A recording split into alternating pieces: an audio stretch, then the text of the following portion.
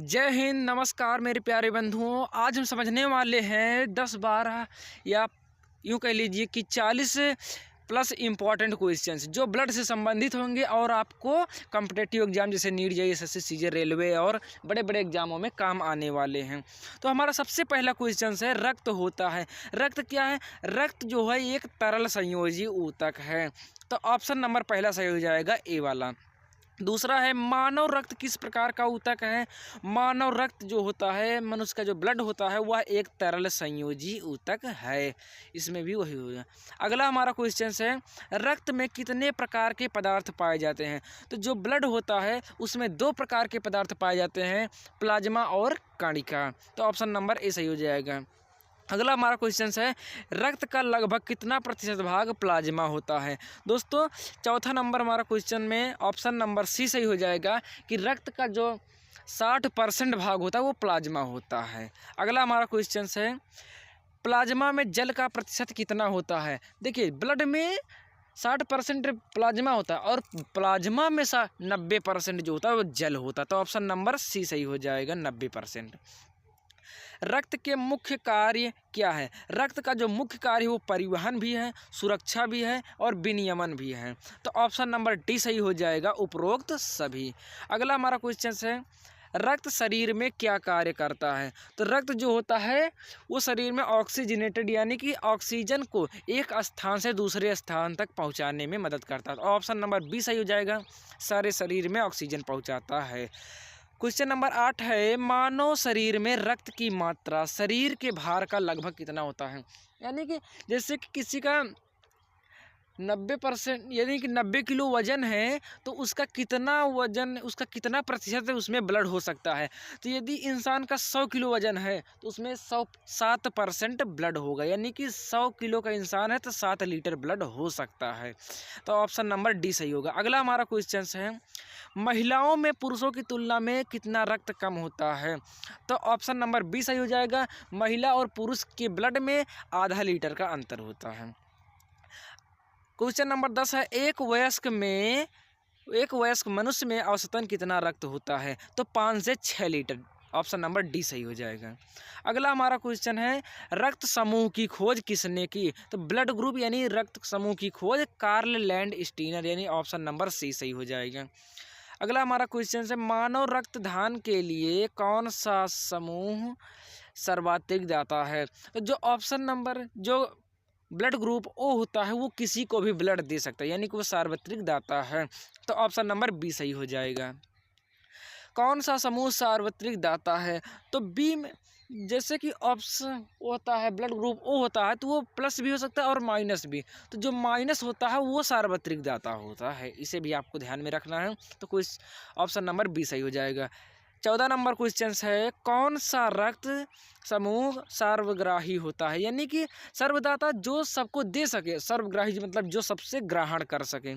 तो जो समूह ए बी होता है वो किसी से भी ब्लड ले सकता है। ऑप्शन नंबर सी सही हो जाएगा। दोस्तों, ध्यान में रखना और हमारे वीडियो को लाइक करके चैनल को सब्सक्राइब करके ही जाना, क्योंकि हम आपके लिए इतनी मेहनत कर सकते हैं तो आप थोड़ा सा लाइक तो कर ही सकते हैं।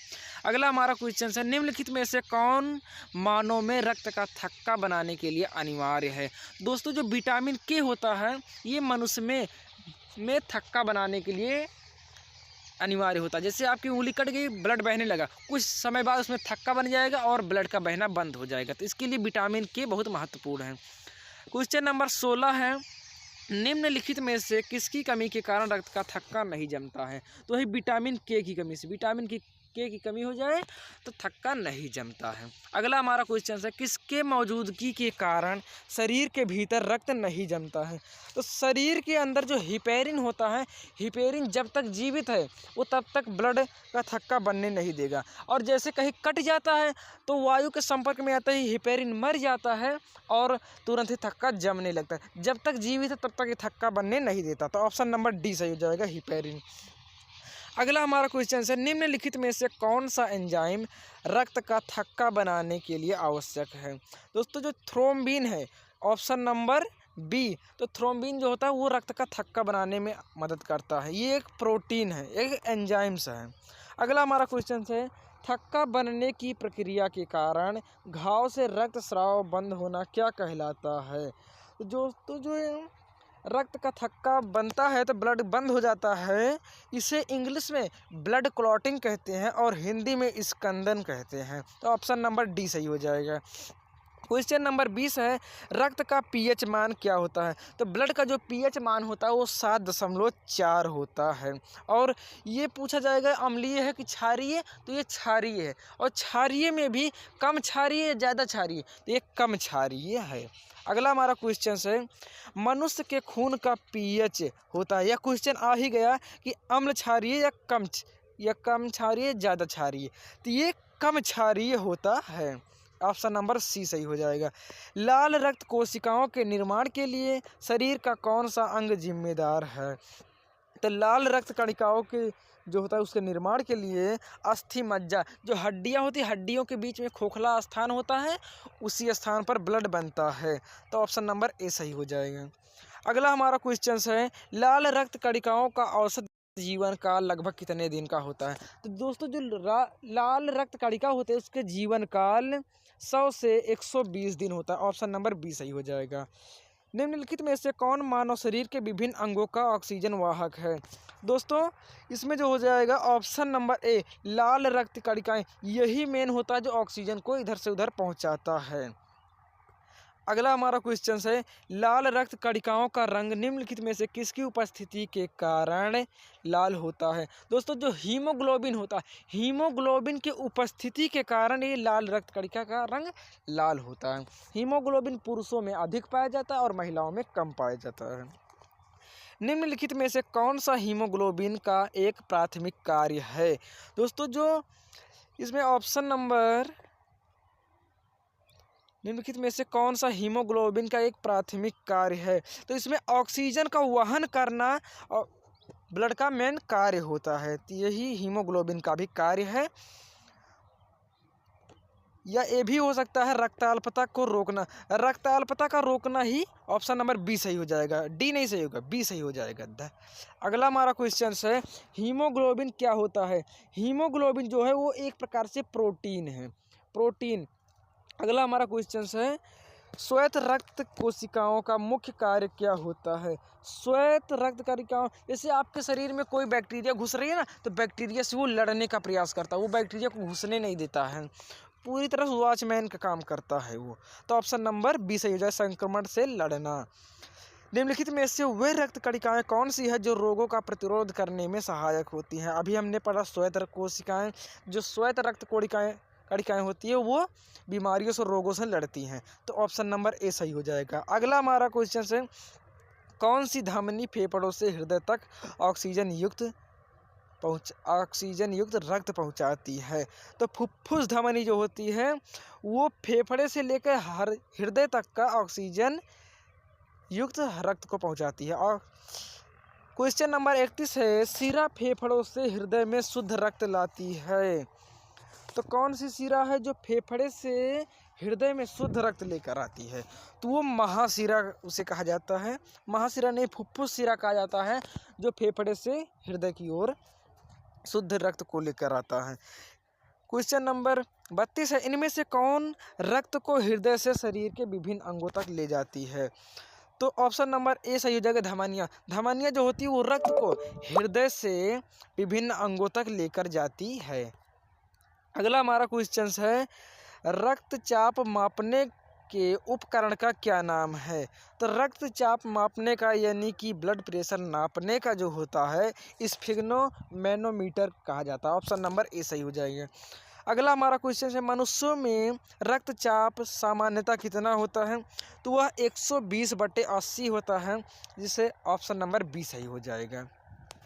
अगला हमारा क्वेश्चन है, एक किशोर वय मनुष्य में सामान्य रक्तदाब कितना होता है? तो किशोर वय व्यक्ति में चाहे जो भी व्यक्ति हो उसका ब्लड 120/80 ही होता है। तो अगला हमारा क्वेश्चन है, मानव शरीर में सबसे बड़ी रक्त वाहिका कौन सी है? तो मानव शरीर में सबसे बड़ी रक्त वाहिका कौन सी है? आप इस क्वेश्चन का आंसर हमें कमेंट बॉक्स में बताना, यह सबको ही पता होनी चाहिए। अगला हमारा क्वेश्चन है, मनुष्य शरीर में खून की शुद्धिकरण की प्रक्रिया को क्या कहते हैं? तो मनुष्य की जो शरीर होता है उसमें जो ब्लड क्षमता है, इस क्रिया को कहते हैं डायलिसिस, या किडनी में होता है। रक्त का शुद्धिकरण कहाँ होता है? ये क्वेश्चन आ ही गया। तो रक्त का शुद्धिकरण किडनी में होता है। ऑप्शन नंबर सी सही हो जाएगा। अगला हमारा क्वेश्चन है, निम्न में से कौन सा कथन सही है? तो ऑप्शन नंबर सी सही होगा, शरीर में सारा रक्त किडनी के माध्यम से सही होता है। ऑप्शन नंबर सी सही हो जाएगा। क्वेश्चन नंबर 40 है, रक्त में हवा के बुलबुले का होना जीवन के लिए क्यों खतरनाक है? इसलिए खतरनाक है क्योंकि रक्त के प्रवाह में बाधा उत्पन्न हो जाती है। अब जैसे हवा का बुलबुला है तो वो रक्त को प्रवाह नहीं दे सकती। जैसे रक्त अब 180 की स्पीड 120 की स्पीड से जा रहा है, 80 की स्पीड से आ रहा है, इसकी स्पीड को कम या ज़्यादा कर सकती है, इसलिए ये खतरनाक हो सकती है। दोस्तों, यदि आपको हमारा वीडियो पसंद आ रहा है तो आप हमारे वीडियो को लाइक कर दीजिएगा और चैनल को सब्सक्राइब कर दीजिएगा। अगला हमारा क्वेश्चन है, यदि व्यक्ति को गलत प्रकार का रक्त दे दिया जाए तो निम्नलिखित में से क्या हो सकता है? दोस्तों, यदि व्यक्ति को गलत प्रकार का दे दिया जाए, जैसे किसी में ब्लड ए लगना है, यदि हम बी दे दें, सी दे दें, ओ दे दें, ए बी दे दें, कोई अलग देने से सभी धमनियाँ संकुचित हो जाती हैं। धमनियों में जो रक्त की छोटी छोटी कणिकाएँ होती हैं ना, वो आपस में फंस जाती हैं और ब्लड का बहना बंद हो जाता है, खून जाम होने लगता है, व्यक्ति की श्वसन रुक जाती है, आदमी सांस नहीं ले पाएगा और मर जाता है। क्वेश्चन नंबर 42 है, दिल का दौरा किस कारण होता है? जो दिल का दौरा होता है वो हृदय में रक्त की आपूर्ति के कारण होता है। यदि आपके हृदय में ब्लड कम हो जाता है तो वह हृदय का दौरा, यानी कि इसे हार्ट अटैक भी कहा जाता है। दोस्तों, उम्मीद करता हूँ आपको हमारा वीडियो बहुत ही पसंद आया होगा। आप हमारे वीडियो को लाइक करके चैनल को सब्सक्राइब कर दीजिए। मिलते हैं अगली वीडियो में, तब तक के लिए धन्यवाद। जय हिंद, वंदे मातरम।